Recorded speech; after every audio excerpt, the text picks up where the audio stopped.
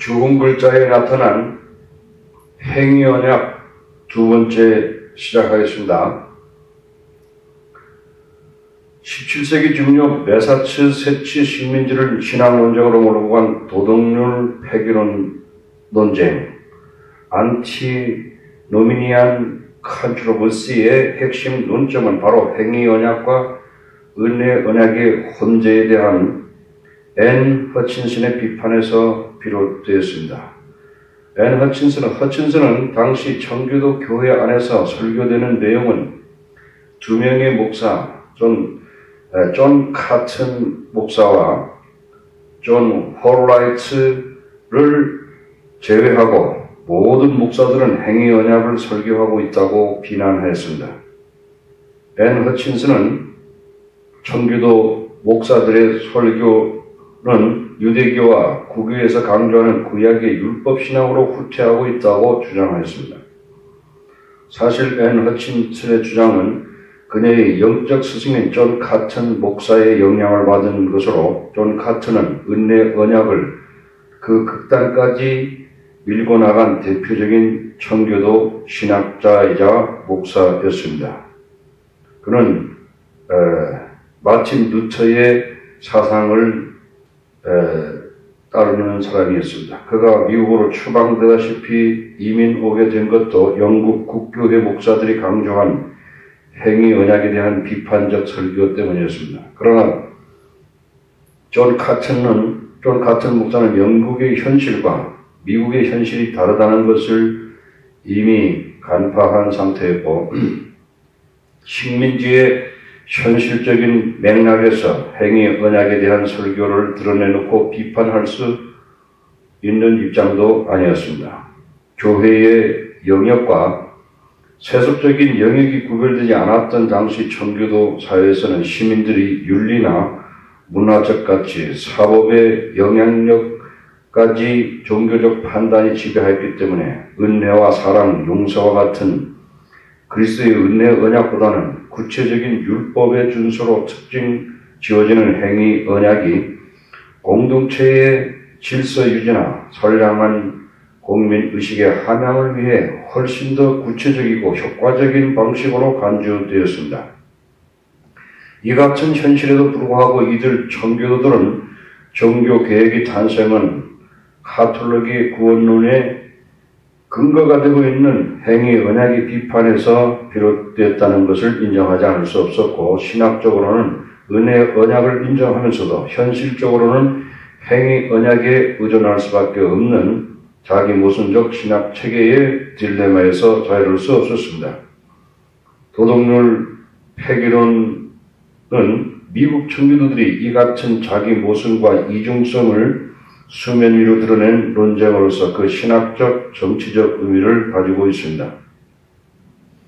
앤 허친슨은 구원받은 성도의 삶은 율법의 준수를 통한 성화의 과정을 밟는 것이 아니라 율법을 대체하는 성령의 법을 따라, 즉 성령의 내주와 성령과의 교제와 동행을 통해 성화의 과정을 이뤄나간다고 강조했습니다. 이 앤 허친슨은 죽은 글자의 앞에서 나오는 분인데, 마틴 루터의 영향을 받은 앤 허친슨은 이 청교도들이 율법 폐기론자 혹은 도덕률 폐기론자라고 해서 추방시켜버리고 그 가족들을 처형시켜버린 데서 이제 나오고 있습니다.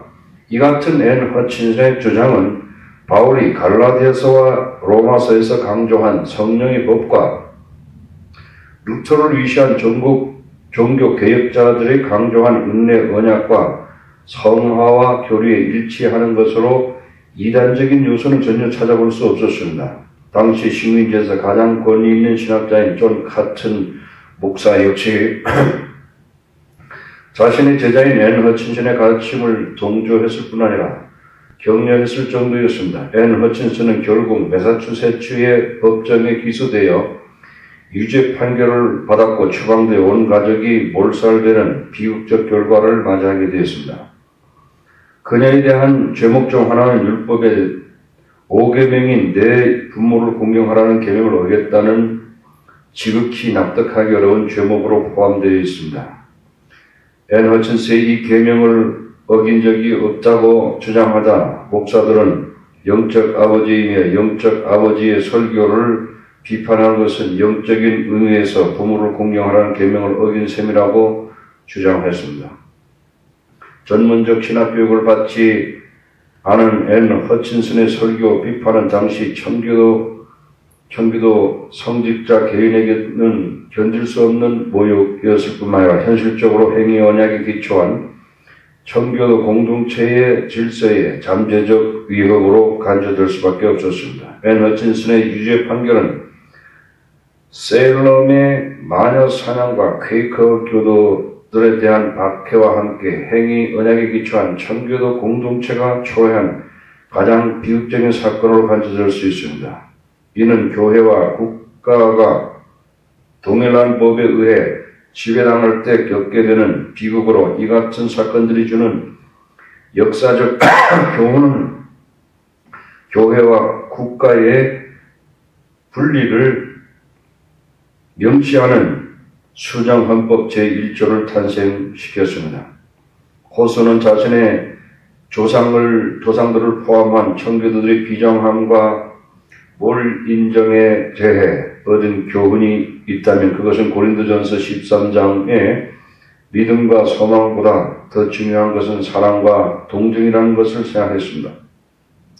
나다나엘 호순의 사상은 더 웨딩 넷에서와 같이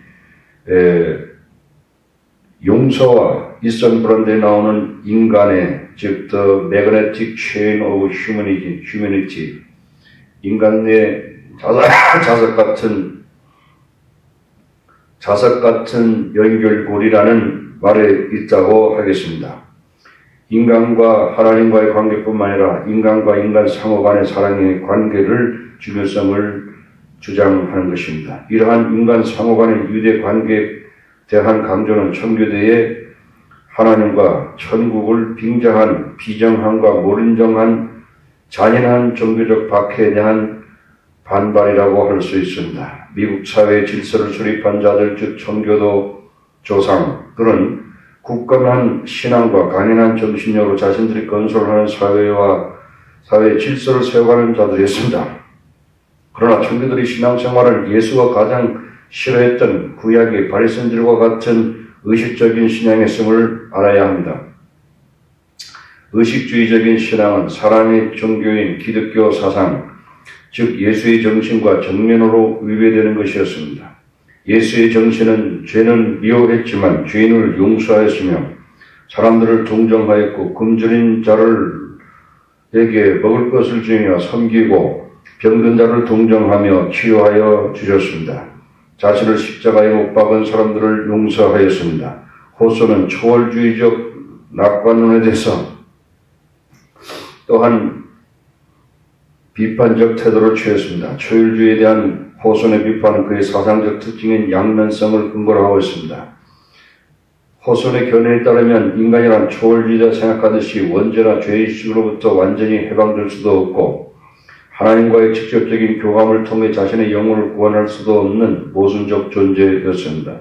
나다나엘 호소는 초월주의가 지나치게 인간의 잠재력과 선한 면을 강조한 나머지 인간의 본성을 이루는 정반대의 속성을 등한시했다고 생각했습니다. 따라서 호소는 빛과 어둠이 공존하는 실존적 인간 세계에 균형 있는 조명을 가하기 위해서는 초월주의가 등한시하고 있는 인간의 어두운 면을 강조하는 청교주의의 존재를 필요로 했습니다. 청교주의는 17세기 초부터 19세기 초까지 뉴잉글랜드의 도덕규범을 지배하는 칼빈주의의 한 종파로서 하나님과의 계약과 예정서를 그 핵심으로 하고 있습니다. 예정서에 의하면 인간의 운명 내지 행위는 하나님에 의해 예정되어 있으며 원죄를 범한 인간 가운데서 선택된 소수만이 하나님의 일방적인 신의 은총에 의해 구원에 이르게 된다는 것입니다. 인간의 운명은 전적으로 하나님의 의지에 의해 결정되기 때문에 청교도의 신앙은 수동적이고 결정론적이며 연쇄주의적 세체를 띠고 있습니다.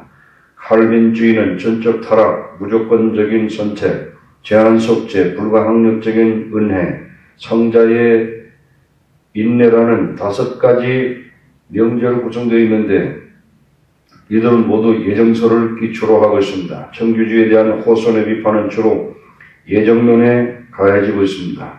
청교주의에 대한 구원의 확신을 의미하는 진정한 회심 처음에 대한 지나친 강조는 극도의 자기불신과 내적인 고통을 초래하였습니다. 회심하고 난 후에도 칼빈이 계속 강조했던 이 꾸준한 자기방성 도덕적 타락에 대한 확실한 보호수단이 될 수 있었지만 많은 단순하고 진지한 사람에게 끼친 그것의 영향은 그들을 종교적 결벽증의 상태로까지 몰고 가기도 했습니다. 동시에 예정론은 자신들이 선택된 사람에 속한다고 느끼는 사람들 가운데는 도가 지나친 독선과 교만을 낳았습니다. 이러한 결벽증적 죄의식과 독선은 호손의 작품에서 비인간적인 청교도들의 성격적 특성으로 제시되고 있습니다. 리차드 딕비, 힐다와 같은 인물들은 배타적이고 비인도적인 청교도 교리가 나온 주인공들입니다. 나다는 호소는 초월주의, 낙관주의 이념에서 낭만주의적 인본주의 한계성의 비인간성을 발견할 수 있었고, 청교주의에서 연세주의적 교의의 하나님 중심의 세계관의 비인간성을 발견할 수 있었습니다. 그는 청교도적 내세주의나 초월주의적 낙관주의로서는 인간의 역설적이고도 이율배반적인 심성을 설명할 수 없다는 사실을 너무나 잘 알고 있었습니다. 인간의 실제는 결국 빛과 어둠, 선과 악, 과거와 현재가 공존하는 회색지대 속에서 밝혀질 수 있다고 보았기 때문입니다. 호소는 청교도 사회의 편협한 관점과 동정심의 부족에 대해서도 비판적이면서도 다른 한편으로 사회의 엄숙한 법을 위반한 자와 그 죄를 저지른 개인과 사회의 변화는 복잡하기 때문에 개인들이 다양한 재관계, 즉 사회, 주변 환경, 과거, 하나님과 서로 조화를 이룰 때 개인과 사회의 변화는 가능하다는 것을 보아주었습니다. 좋은 글자에 묘사된 청교도 공동체는 안정을 유지하기 위해서 상이한 관점이나 생각을 억누르며 사회적 가치를 억압하는 경직된 체제인 것입니다. 그 중에서 육체적 학대는 청교도들이 비융통성과 불관용성을 가장 잘 보여주고 있습니다. 헤스터는 이 체계를 떠받치는 중요한 질서를 위반했기 때문에 고립되어 고통과 처벌을 받는 인물입니다. 그녀를 처벌하는 수단으로서 처형되는 여기서 하나의 고정물처럼 보이고 있습니다. 퀘이커 교도 앤 허친슨 또는 다른 이교도 그리고 앤 허친슨의 처벌과 학대에 대한 언급이 시사하듯이 청교도 사회 체제에서 가혹한 징벌과 채찍질을 일상적 관행이 되고 있습니다. 오늘날 종교 지도자들도 자신들의 정치적인 권력과 경제적인 이득을 위해서 목숨을 걸고 거기에 매달리는 것을 보면 성경의 바리새인들과 율법사들과 종교 지도자들이 예수님을 처형하는 그런 사람들과 거의 비슷하다고 생각할 수도 있습니다.